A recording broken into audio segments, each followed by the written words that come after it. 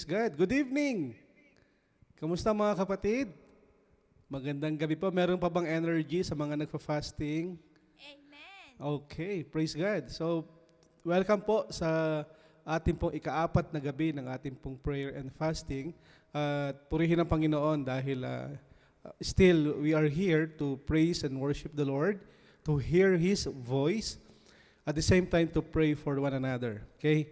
So, sa mga nakasama natin sa Facebook Live, yung nasa Panambahan, saka po nasa Zoom, magandang gabi po sa inyo lahat. Ako po si Brother Marvin Mercado po ng PH Arabia. So sa gabing ito, ang ating pong Devo ay dadalhin po ni Kuya Third. At yung pong ating Devo for tonight is More Like Him.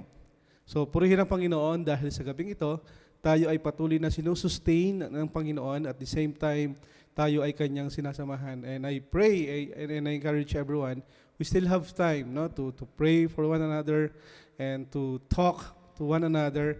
At abutin din natin yung kamay ng mga kapatid natin na nangangailangan ng panalangin as well. So sa gabing ito, tayo po ay magkakaroon ng konting awitan, at the same time devotion, and then after po ng corporate prayer, we will be having our grab a partner. So dadalhin po tayo dun sa isang mga rooms na kung saan yung mga kasama dun sa room na ito ay tayo po ay magpapanalanginan sa bawat isa. Siyempre, yung mga nasa work, kung kaya, okay lang po. Kung hindi, wala pong problema. Okay? So sige po, tayo po ay manalangin at pagkatapos pinito ay tayo po ay mag-aawitan. Panginoon, maraming salamat po sa gabing ito na pinagkaloob mo. Salamat, Panginoon, sa buhay po ng bawat isa na patuloy mong sinusustain, patuloy, Panginoon, na binibigyan ng kasigasigan, kasiglahan, Panginoon, upang kami ay patuloy na manalangin at mag-ayuno, at sa patuloy, Panginoon, namin na paglapit sa iyo, lalo ka rin naman, Panginoon, nagpapakilala po sa bawat isa. Salamat sa iyong mayamang awa, sa iyong pagkapala, sa iyong mapagpalang kamay na patuloy mo pong pinaparanas, at patuloy namin, Panginoon, nakikita how good and great is our God. Patuloy kami nagpapakumbaba sa gabing ito. Dumadalangin patawarin po kami sa lahat ng aming pagkakasalang nagawa. At dumadalangin pagpalain mga po ang gabing ito. Inaalay po namin ito sa iyo. At minsan pa, Panginoon, sa mga kapatid namin na nasa work, i-bless mo po sila. Yung mga papunta pa lang o magjo-join pa lang, Lord, may you continually give them, O Lord, ng kalakasan din, Panginoon. We pray, Lord, na patuloy na ikaw po ang pag-usapan namin sa gabing ito. Ikaw lamang po ang maitaas.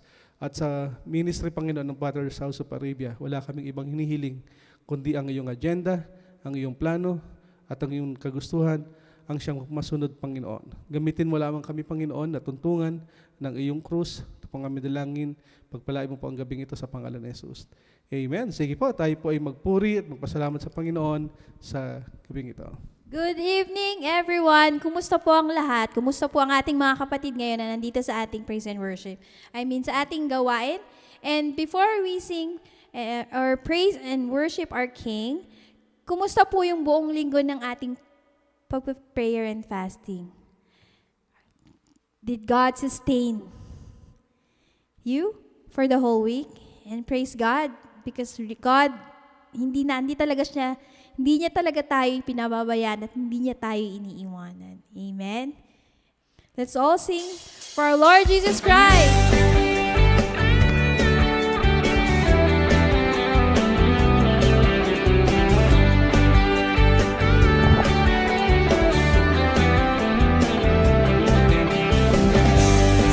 Sabik na ba kayo sa presensya ng Panginoon? Amen?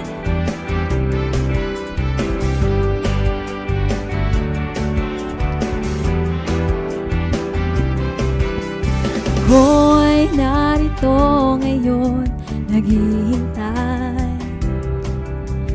naasama sa presensya mo'y muling maranasan. Ako ay narito ngayon, nananabik kami, Panginoon, nananabik na makita, luwalhati ng iyong mukha. Ako ay narito ngayon, naghihintay, naasamba sa presensya mo'y muling maranasan. Ako ay narito ngayon, nananabik, nananabik na makita, luwalhati ng iyong mukha. Sumasayaw na nga, sa galak tumatawa, nananabik na makita, muli mong pagbisita. Panginoong Jesus, malayang malaya ka, baguhin mo ang buhay ko, ito'y iyong iyo.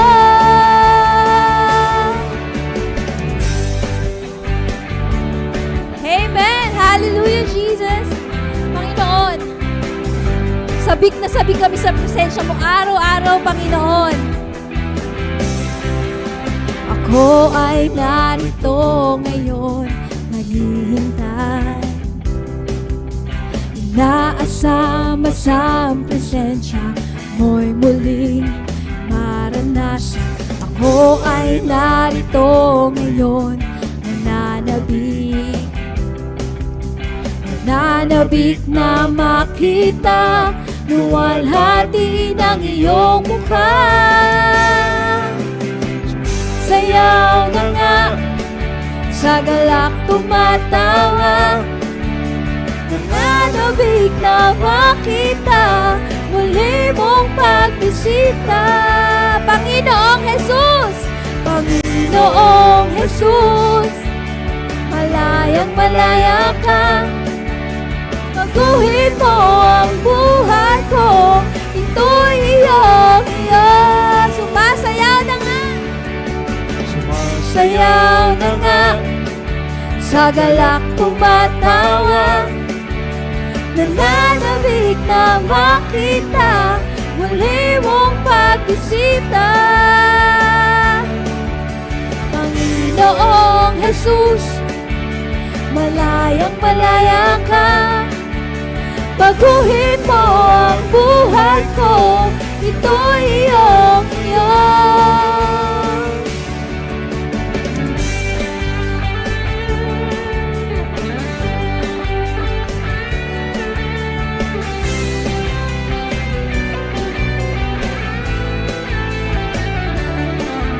Amen! Masayaw na nga, Come on, church. Sa galak tumatawa, nananabik na makita, muli mong pagbisita. Panginoong Jesus! Panginoong Jesus, malayang malaya ka, baguhin mo ang buhay ko, ito'y iyong iyo. Baguhin mo ang buhay ko, ito'y iyong iyo. Baguhin mo ang buhay ko, ito'y iyong iyo. Salamat, Panginoon!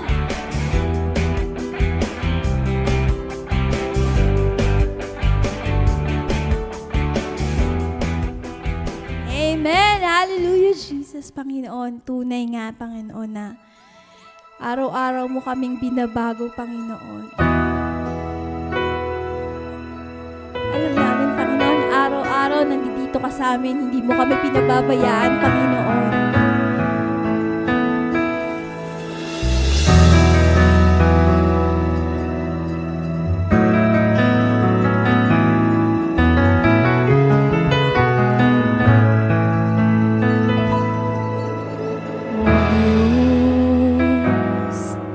Ikaw ang tunay na dakila sa mundo.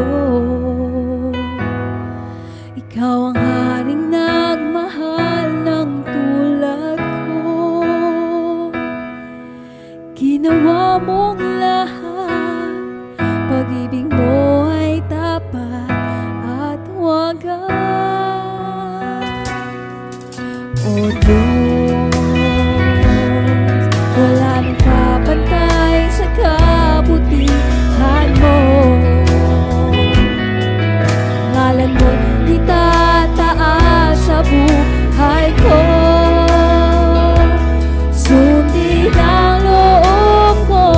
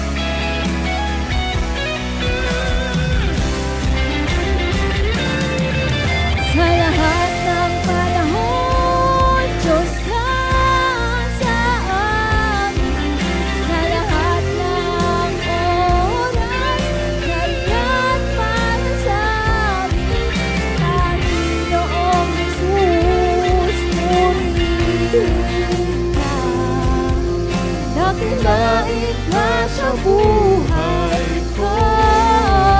Di nagbabago, di nagbabago.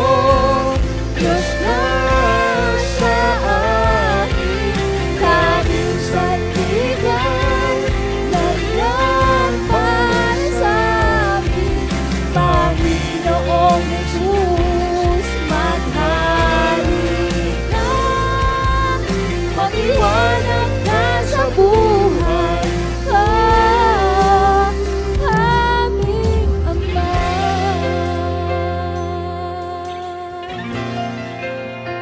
Aming Ama.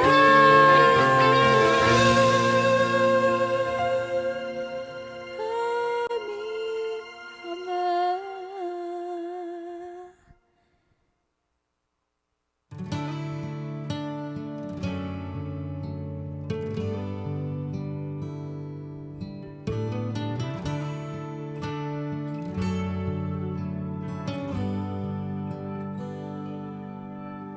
Ang tinig ko ay aking hanap-hanap sa gitna ng bawat takot at paghihirap. Sa kabila ng aking pagkukulang, katapatan mo, O Diyos, tanging laan sa puso at damdamin, kay mananatili walang hanggan ang anay mo pag-ibig. Natagpuan ang iyong pag-ibig na dakila, doon sa krus ako'y iyong pinalaya. Jesus, ako'y aawi ng walang hanggang pagpupuri, ang puso ko sa'yo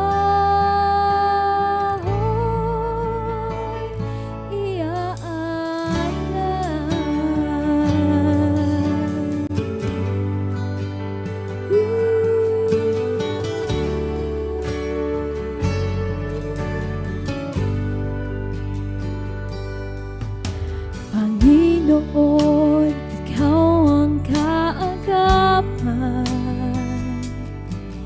kabutihan mo sa akin di nakukulang. Panginoon, ikaw lang ang kailangan, magpakailanman sa'yo ako'y mananahan. Sa puso at damdamin, ika'y mananatili, walang hanggan ang alay mong pag-ibig. Natagpuan ang iyong pag-ibig na dakila, doon sa krus ako'y iyong pinalaya. Jesus, ako'y aawi ng walang hanggang pagpupuri, ang puso ko sa'yo iaalay.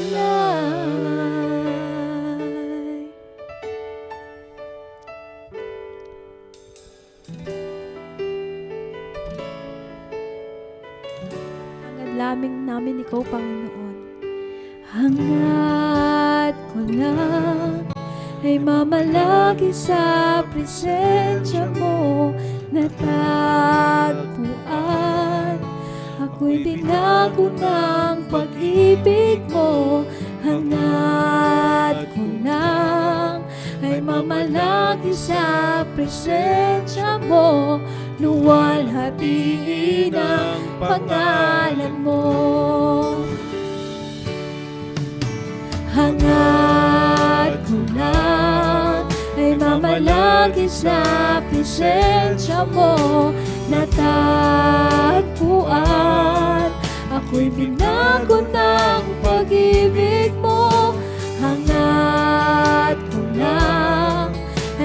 malagi sa presensya mo, luwalhatiin ang pangalan mo. Ako'y natagpuan ng iyong pag-ibig na dakila. Doon sa krus, ako'y iyong pinalaya. Jesus, ako'y aawi ng walang hanggang pagpupuri. Ang puso ko sa'yo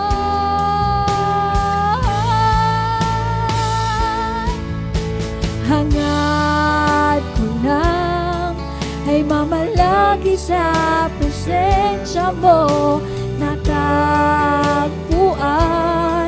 ako'y tinago ng pag-ibig mo. Hangad ko lang ay mamalagi sa presensya mo, luwalhatiin ang pangalan mo. Luwalhatiin ang pangalan mo, O Jesus. Luwalhatiin ang pangalan mo. Panginoon, hindi kami magsasawang magpuri at magpasalamat sa iyo, Panginoon. Habang buhay ka naming luluwalhatiin, Panginoon, ang pangalan mo, Panginoon. Buksan mo ang aming mga puso, Panginoon, at ang aming isip, Panginoon, as we listen to the message of our brother, Third Roldan, sa kanyang i-share sa amin, Panginoon. May you open our hearts and minds, Lord God, and we lift everything to you, Lord God. Give us wisdom and discernment heart, and humble our hearts to obey you, Lord God. And we thank you, Lord God, in your mighty Jesus' name. Amen and amen. A blessed day, everyone. Ngayon yung ating ika-4 na araw sa ating prayer and fasting dito sa PH Arabia. Ang team natin is He must increase, but I must decrease. At yung pang-4 na araw natin, ang topic natin is more like Him. So it's more like Jesus, na makikita sa 1 Peter chapter 1 verses 15 to 16. So sabi dito na, but like the Holy One who called you, be holy yourselves also in all your behavior, because it is written, you shall be holy, for I am holy. So papaano ba tayo maging holy as we follow Christ? Sa biblical perspective, holiness look like a life that honors, respect, and obeys God by making choices that reflect His will. Ang bigat. These include cleanliness, righteousness living, and avoiding activities or habits known as sin. So, ngayong araw, maiintindihan natin kung papaano ba tayo mamumuhay ng may kabanalan sa aspeto ng buhay natin. But before we continue, mag-pray muna tayo. Heavenly Father, we thank you. We glorify Thy name. We magnify you, Lord. Thank you for being with us. Thank you for being holy. And Lord, as we continue yung journey namin sa prayer and fasting for this year, dalangin ko po na patuloy mo po kaming sigasatan from the inside out ng aming mga buhay. Dalangin ko, Lord, that you will speak to us, that you will transform us, at patuloy, Panginoon, na ma-enjoy namin yung time na ito with you. At maunawaan namin, Panginoon, yung pag-aaralan namin sa araw na ito on how to be holy, kung papaano ka namin mai-imitate as we follow you. Marami pong salamat sa pangalan ni Jesus. Amen. So sabi dito yung biblical perspective daw, or in biblical perspective, kailangan nakikita sa buhay natin on how we respect and obey ang Diyos sa bawat aspeto ng buhay natin. Na dapat sa lahat ng ginagawa natin, makita siya. Which is nabanggit ko nga kanina, mabigat, mahirap. Pero papaano ba natin ito maiintindihan at maia-apply sa buhay natin? So, being holy is being a Christ-like. Makikita sa buhay dapat natin yung Christ-like character sa pamumuhay natin. So, i-identify natin ano ba yung pagkakaiba ng Christ-like at ng world. Pag sinabi nating world is yung ginagawa ng mundo na hindi naman tugma sa sinasabi sa atin ng Panginoon sa Bible. Okay? So unahin natin yung Christ-like. Sabi dito sa Galatians 5:22-23 na but the fruit of the Spirit is love, joy, peace, patience, kindness, goodness, faithfulness, gentleness, and self-control. So being Christ-like, dapat nakikita daw itong mga karakteristik na ito ng Spirit ni God na nasa atin, na nagdwell sa atin when we accepted Jesus Christ as our Lord and personal Savior. So, dapat nakikita yon. So, itong mensahe na to ay hindi para sa ibang tao.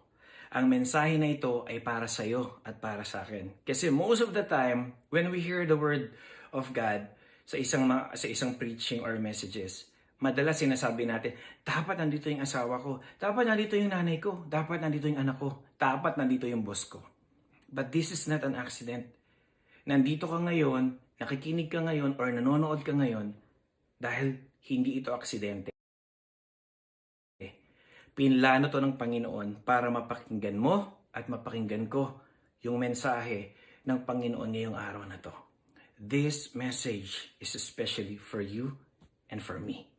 So, ngayon naman, tingnan natin kung ano ba yung karakteristik ng mundo na sinasabi sa atin sa Bible. Na makikita naman sa Galatians 5:17-21. So, magda-dive in ako doon sa verse 19. Kasi sabi dito na, now the deeds of the flesh are evident. So, obvious. Ano daw yon? Sexual immorality, impurity, indecent behavior, idolatry, witchcraft, hostilities, strife, jealousy, outburst of anger, selfish ambition, dissensions, factions, envy, drunkenness, and carousing. So, kailangan makita natin na yung desire daw ng flesh ng mundo is against the spirit, sabi sa verse 17. And the spirit is against the flesh. So, hindi sila pwedeng mag-jive together. They are against each other. Hindi natin pwedeng sabihin na, okay lang yun kasi pinatawad naman tayo ni Christ. Hindi. Kailangan maging evident sa buhay natin yung mga karakteristik, yung fruit ng Spirit na meron dapat sa buhay natin as we follow Christ. Okay? At yung mga nabanggit naman about sa world, dapat hindi na nakikita sa atin or totally hindi na nakita. But I know na lahat tayo ay working in progress ng Panginoon. Ang importante, nagpapatuloy tayo. Pakitapik nga yung katabi mo, sabihin mo, keep going. Diba? Importante that we encourage one another. But ngayon, ang focus natin ay sa tatlong aspeto ng Christ-like or being holy. Tatlong aspeto yung ifo-focus natin ngayong araw na to. Which is yung una, mind. Second is body. And third is yung heart. Huli yung heart kasi special yan. Makikita nyo mamaya kung bakit ba special. So, let's go in the first thing or sa first point natin which is yung mind. Sabi sa Romans 12:2, do not be conformed, okay, to this world, but be transformed by the renewing of your mind so that you may prove what the will of God is, that which is good, acceptable, and perfect. Bakit ba sinasabi? Pag sinabi kasing conform, umayon, sumunod. So pinapaalalahanan tayo, dapat yung isip natin, hindi daw tayo umayon. So balik tayo dun sa sinabi natin kanina na dun sa verse na yon, sa Galatians 5:17-21. So kung sinasabi ng mundo na okay lang daw yung sexual immorality, impurity, indecent behavior, idolatry, and so on and so forth, kailangan as we follow Christ, as we live a holy life that is pleasing and acceptable to God, dapat alam natin in our perspective na hindi tayo dapat umaayon sa mga ganong bagay. Sa Tagalog, babasahin ko sa magandang balitang Biblia. Sabi dito, dapat hindi tayo umaayon sa kung ano yung sinasabi ng mundo, which is itong nasa Galatians 5:19-21. Pakikiapid, kahalayan, kalaswaan, pagsamba sa Diyos-Diyosan, pagkukulam, pagkapuot, pag-away-away, pagseselos, pagkakagalit-galit, kasakiman, pagkakampi-kampi, pagkakabahabahagi, pagkainggit, pagpatay, paglalasing, walang habas na pagsaya, at iba pang tulad nito. So, ibig sabihin, kung ang trending ngayon is maglaro tayo ng computer games that compromising your time with the Lord and your fellowship with others, anong dapat natin maging stand? Kailangan bang, kasi naglalaro din yung boss ko, naglalaro yung mga office mate ko, kailangan ina ko. So, join tayo. So, 'di ba? Hindi pwede nating ayunan yung bagay na hindi dapat ayunan, na maliwanag na sinasabi sa atin ng Biblia. If we want a holy mind na pleasing sa Panginoon. Sinabi rin dito na yung pakikiapid, idolatry. So, maliwanag na ayaw ng Panginoon yun. Okay? Kahalayan, lust. Tayong mga lalaki, magaling tayong sa mind natin eh. 'Di ba? So, kapag may nakita tayo or napanood, magaling tayo.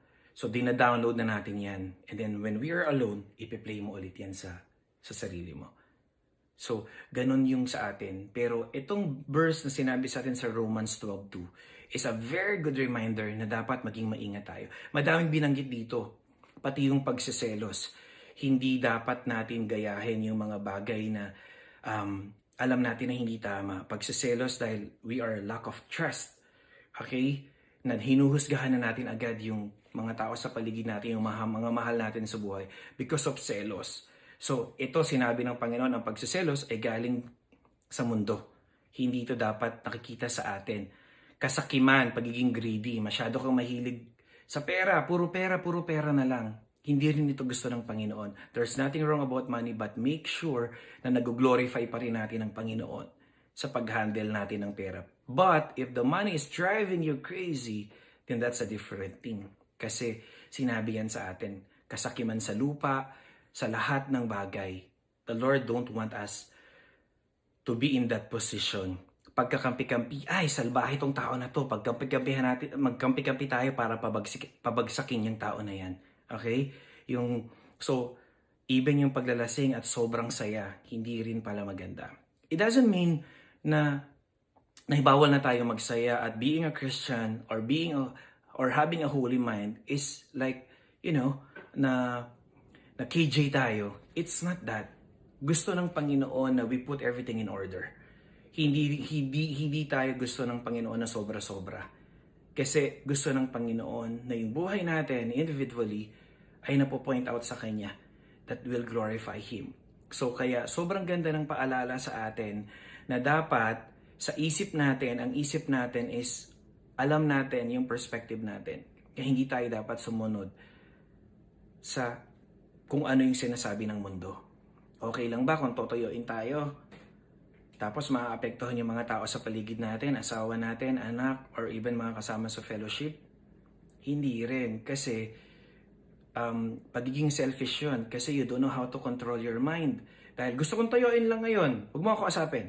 Ayoko mo nang mag-ministry kasi may toyo ako. Hindi rin yun pleasing sa Lord kasi that's being selfish. At taliwas dun sa sinasabi dun sa binasa natin kanina na dapat daw nakikita sa atin yung spirit ng Panginoon na mayroong pag-ibig. Binabasa ko sa Tagalog sa Galatians 5:22-23 na makikita sa atin ang pag-ibig, kagalakan, kapayapaan, pagtitiyaga, kabaitan, kabutihan, katapatan, kahinahunan, at pagpipigil sa sarili. Lahat ito taliwas doon sa mga nabasa natin doon sa verses ng Galatians from 19-21 kung ano yung sinasabi ng mundo. Kaya dapat sa end natin, sa part natin, we know na yung mind natin dapat hindi umaayon doon sa sinasabi ng mundo. Kahit na alam natin na baka tayo i-reject ng mga kasama natin sa trabaho, as long as we know kung anong stand ng gusto ng Panginoon na maging stand natin na sinasabi sa Biblia. Alam natin na sasamahan tayo ng Panginoon at aayusin niya ang lahat ng yon. Okay, kaya sabi dito sa Romans 12:2, but be transformed. Ibahin ang anyo. Di ba pag sinabing transform ka, parang si transformer, nagbabago yung anyo. So dapat iibahin natin yung anyo by renewing of our mind. Okay, yung pagbabago ng konsepto ng isip natin. From our end, kailangan alam na natin, mali ito. hindi ito yung gusto ng Panginoon na isipin ko. Hindi ito yung gusto ng Diyos na dapat kong gawin or sabihin ko or isipin ko. Kasi nag-start siya sa mind lagi lipat na lang ako ng trabaho kasi ayoko na. Pero sabi dito, kailangan daw ay may kahinahunan, pagtitiyaga. Parang sa loob ng marriage. For those who are married, alam nyo to. Being in a marriage life or journey is never easy. Madami kang madidiscover along the way na married kayong mag-asawa. At madami kayong makikitang hindi kaaya-aya. But the Lord is saying na kailangan magtiyaga. Kailangan maging mahinahon. At kailangan patuloy na mag-grow yung pag-ibig pa rin sa bawat isa. The same thing kung saan ka nilagay ng Panginoon ngayon. I had a lot of stories in my life na nilagay ako ng Panginoon sa bagay na hindi ko gusto. But by the grace of God, He let me endure and I've learned from it doon sa mga decision ko din na ginawa kasi pinili ko yung gusto ko at hindi yung gusto ng Panginoon. There are consequences na gagawin natin. Kaya kailangan natin maging maingat the way we think. Nakala natin okay na. We need to give everything to the Lord and trust everything to God and make sure na yun yung sagot niya sa atin. Kasi pag hindi, ang hirap ng consequence na ma-experience natin kapag pinili natin yung sa atin. So that's the first one, mind. Second point natin is yung katawan natin. Sabi dito na, therefore, brothers, sa Romans 12:1, therefore, I urge you, brothers and sisters, by the mercies of God, to present your bodies as a living and holy sacrifice, acceptable to God, which is your spiritual service of worship. So, kapag gusto natin yung katawan natin na maging pleasing sa Panginoon, or i-offer natin yung katawan natin, even single or married, yung katawan natin is gusto natin maging pleasing sa Lord, then let's use our body na makaka-glorify sa Panginoon. And doing that so is a spiritual worship of God. Kasi madaming forms ng worship. But itong katawan natin, kailangan piliin natin na mamuhay ng banal. Okay? At nakalulugod sa mata ng Panginoon. Bakit ito sinasabi sa Romans 12:1? Kasi makikita natin sa 1 Corinthians chapter 6 verses 19 to 20. Or do you not know that your body is a temple of the Holy Spirit within you, whom you have from God, and that you are not your own? For you have been bought for a price. Therefore, glorify God in your body. So, kaya when we offer our body to God, okay, importante pala yun kasi itong katawan pala natin ay templo, bahay, tahanan ng banal na Espiritu. And the Holy Spirit dwell in us when we accepted Jesus Christ or during the time na inaccept mo si Jesus Christ bilang Lord and Savior. So, papaano nga naman natin magkakaroon ng maayos na bahay ang banal na Espiritu if we are choosing a lifestyle na hindi pleasing kay God? Okay? Hindi ka nakakatulog kasi puyat kakalaro na naman. Okay?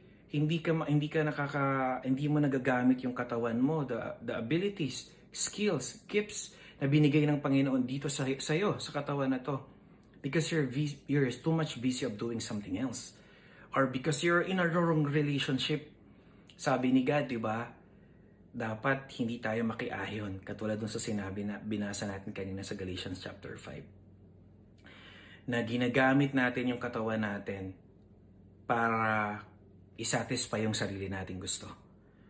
At hindi yung bagay na gusto ng Panginoon na ginagawa natin sa katawan na to. You're in a wrong relationship and you're compromising. Kasi iiwanan ka niya. Hindi yun yung gusto ng Panginoon sa atin. Or dahil may hindi nabibigay yung para doon sa mga may asawa, may hindi nabibigay yung asawa natin sa atin, kaya we tend to look for another who can satisfy us doon sa part na yun. Pero the Bible is clear, sobrang clear, na yung katawan natin ay templo ng banal na Espiritu na dapat ginagamit natin to glorify God. And I know it's never easy. Pero kailangan maging malinaw sa atin na having a holy life, kailangan natin i-offer yung katawan natin that is pleasing and honoring to God. Alam nyo, I've known Jesus for so long, pero dahil gumawa ako ng desisyon na hindi maganda, napunta ako sa kwento. And it's my first time to share sa public na nakakommit ako ng adultery. Because I'm off guard and so on, but I wanna take that responsibility na sa akin yun. So, nakakommit ako ng adultery at nagbunga yun. I know na na-break ko yung heart ni God, nasira ko yung katawan ko, at nasaktan ko yung asawa ko at mga anak ko and other people, you know, that are close to me. Yung ganong desisyon na nagawa ko sa buhay ko was the really hard decision that pushed me away from the Lord and from the fellowship. That happened kasi pinili kong hindi maging accountable doon sa leader ko, to be away from the fellowship na nagre-remind sa akin. And yung time ko sa Lord during that time, talagang nag-struggle. And I literally say na, Lord, hayaan mo na ako kasi I always chose to be good. Parang when I'm in that situation, parang hayaan mo na ako, Lord. Parang pinili ko maging mabuti, but at the end of the day, ganito pa rin yung nangyari. But the Lord reminded me na I need to offer my body to Him. I'm sharing this para maintindihan ninyo. I know kung nasan kayo ngayon, kung nandito kayo sa ganong journey. But lalo lang kayong lalayo kung pipiliin mong maging malayo sa Panginoon at sa mga taong nagmamahal sa iyo dahil sa mga lies ni Satan. Si Satan will always inject something in our mind that will affect our body to make decisions na magko-compromise at masasaktan natin ang Panginoon at yung mga tao sa paligid natin. Kaya it's very important na alam mo yung mga Bible verses to rebuke him. John 10:10, the thief come only to steal, kill, and destroy. But Jesus came to give us life and make it abundant. Yun ang plano ng Panginoon, hindi yung mga lies na binigay ni Satan sa mind natin, katulad yung first point natin, that will affect our body.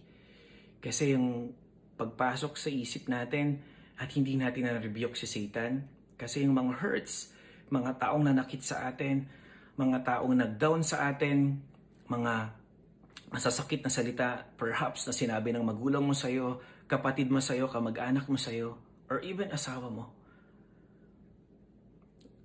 that will push you to do things, to commit your body sa isang bagay na hindi naman tama.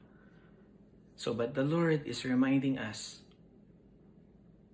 na templo to ng banal na Espiritu na kailangan nating alagaan at i-offer sa Panginoon. Then let's go to the third point, which is the heart.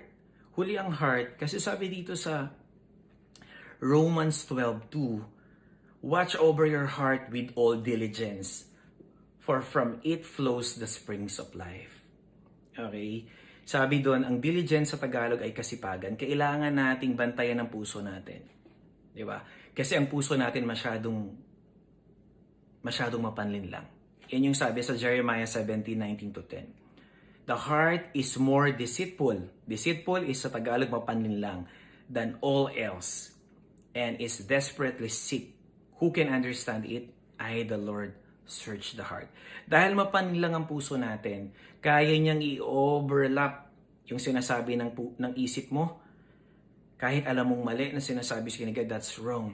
Pero dahil yung emosyon natin, yung puso natin, ay masyadong mapanlin lang at powerful. Kaya nga, dahil dun sa puso natin, we make the wrong decisions, we commit to a wrong relationship. Akala natin mahal natin yung tao. Akala natin mahal tayo ng tao. Akala natin tama, galit ka ngayon kasi kaya controlled ka. Okay? Kaya nga sabi dito sa Romans 12:2, the springs of life flow from the heart.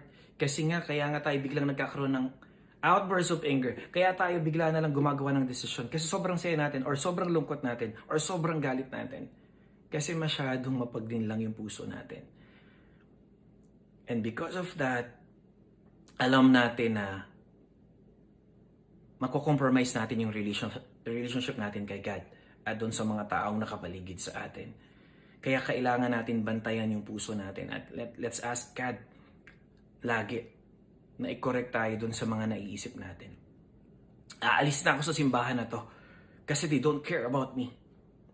But not knowing na ikaw pala yung may problema.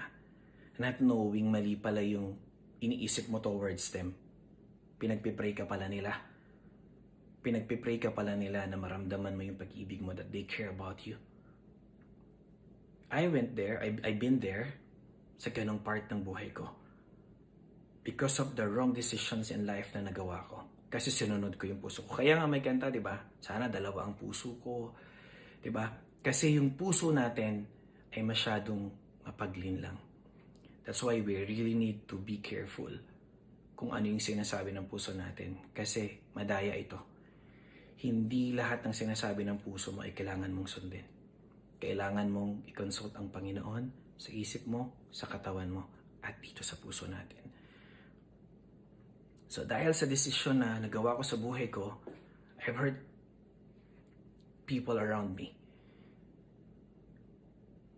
Na-hurt ko yung wife ko, na-damage yung marriage ko, na-damage yung family ko, and relationship towards others.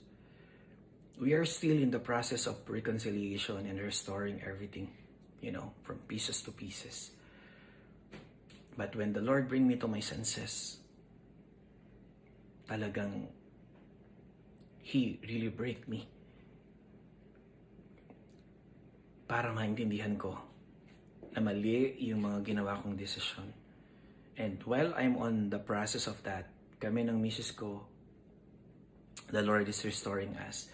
And madaming consequences because of the wrong decisions that we both made. And it was never easy.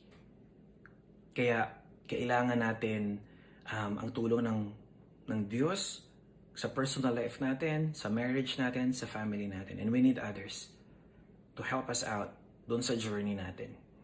Pero, yun nga, it's a reminder to all na kailangan natin maging careful doon sa mga tao. Kasi madaming marites na they want to join in the story but not really to help, but just to get news para sabihin at magiging worse lang yung situation. If you're in that situation, you better ask the Lord for those people na talagang makakatulong sa atin. But it never too late. Ang importante dito is you surrender your heart. We surrender our heart to the Lord.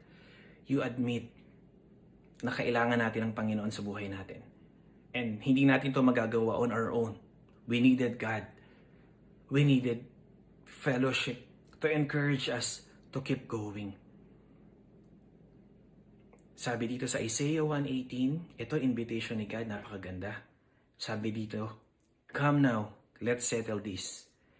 Though your sins are like scarlet, I will make them as white as snow. Though they are red like crimson, I will make them as white as wool." Ginugel ko kung anong itsura ng scarlet at crimson. Almost the same, magkaiba lang ng shading.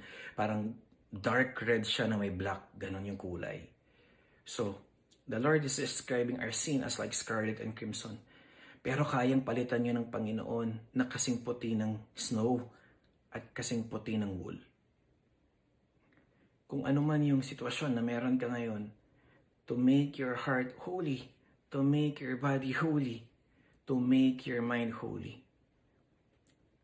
The thing is, we need to be humble and admit your sin. Ask for forgiveness from the Lord Jesus Christ and repent from the sin by praying to the Holy Spirit to empower you not to sin again. Mapagmahal ang Panginoon, mapagpatawad siya, at sagana ang grace, ang biyaya niya sa atin. The only thing that we need to do is to admit na hindi natin kakayanin on our own.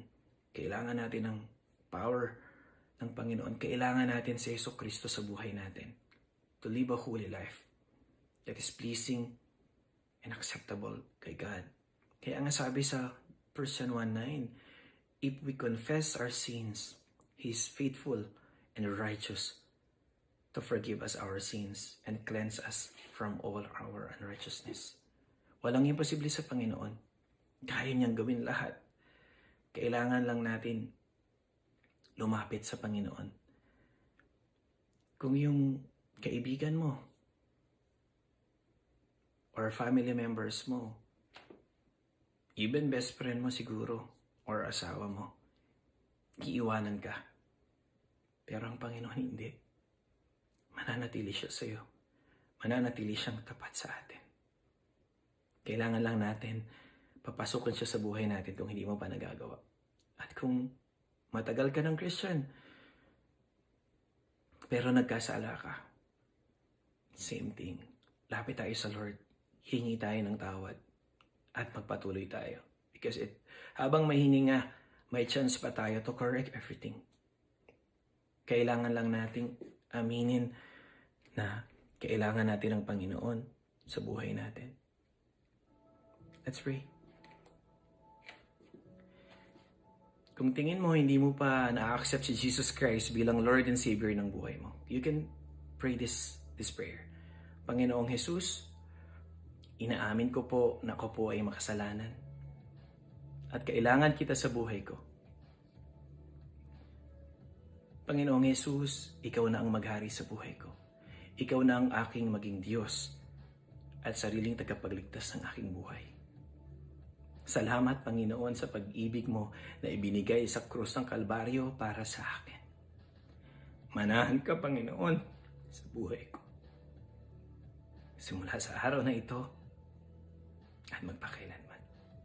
This second prayer is for you na nag-struggle ka. You are in a sin, pero nahihirapan kang umalis.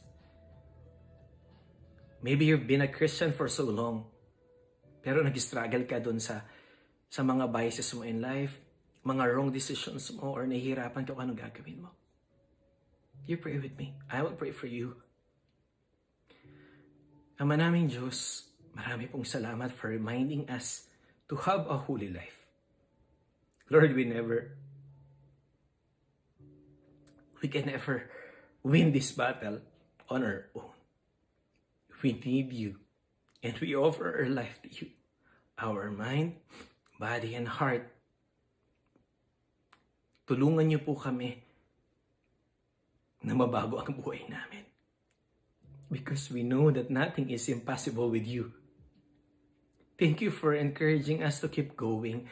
Thank you for loving us. Thank you for not leaving us. Thank you for always being there. Baguhin mo po kami from the inside out. Tulungan niyo po kami na magawa namin yung tama, yung pleasing sa iyo, Panginoon, not to satisfy what my body is saying, but help us to make the right decision to please you, Lord God, sa buong aspeto ng buhay namin. And Lord, tulungan mo kami na laging i-admit that we need the power of the Holy Spirit to keep us going, to give us the fire, the power against the lies of the enemy.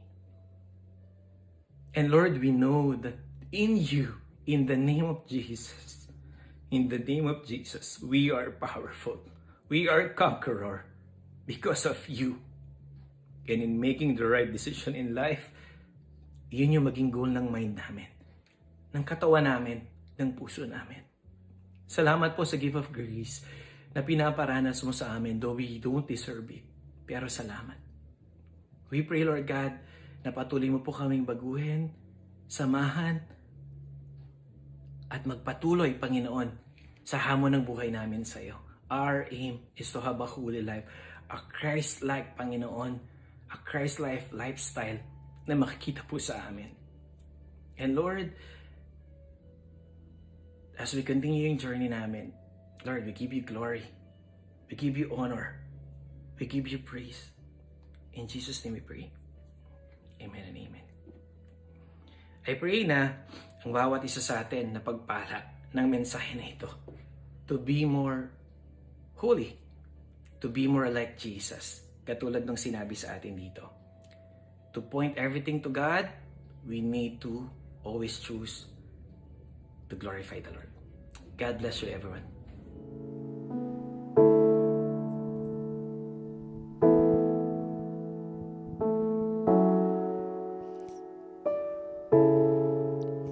What fortune lies beyond the stars? Those dazzling heights too fast to climb. I got so high to fall so far, but I found heaven that swaps with love. My heart beating, my soul breathing. I found my life when I laid it down. Upward falling, spirit soaring. I touched the sky when I laid down.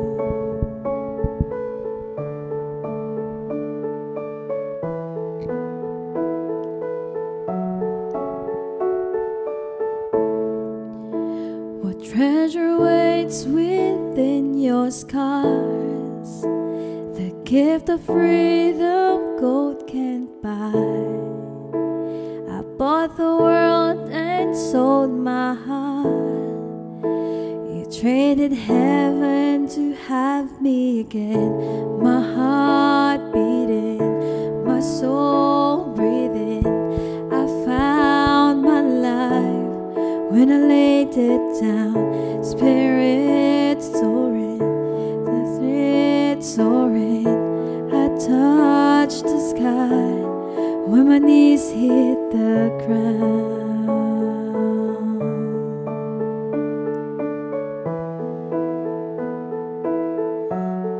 When my knees hit the ground.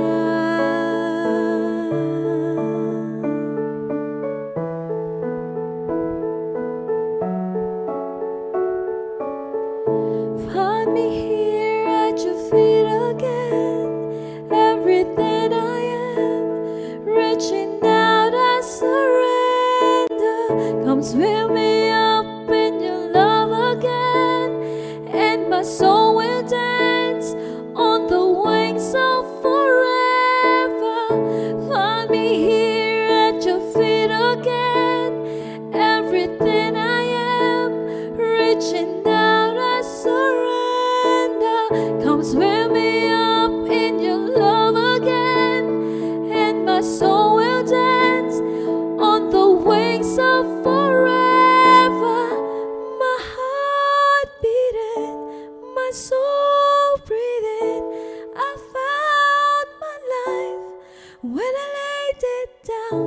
Upward falling, spirit soaring. I touched the sky when my knees hit the. Find me here at your feet again. Everything I am, reaching out, I surrender. Come swim me up with your love again, and my soul will dance on the wings of forever. My heart beating, my soul breathing. I found my life when I laid it down. My spirit falling, spirit soaring. I touched the sky when my knees hit the ground.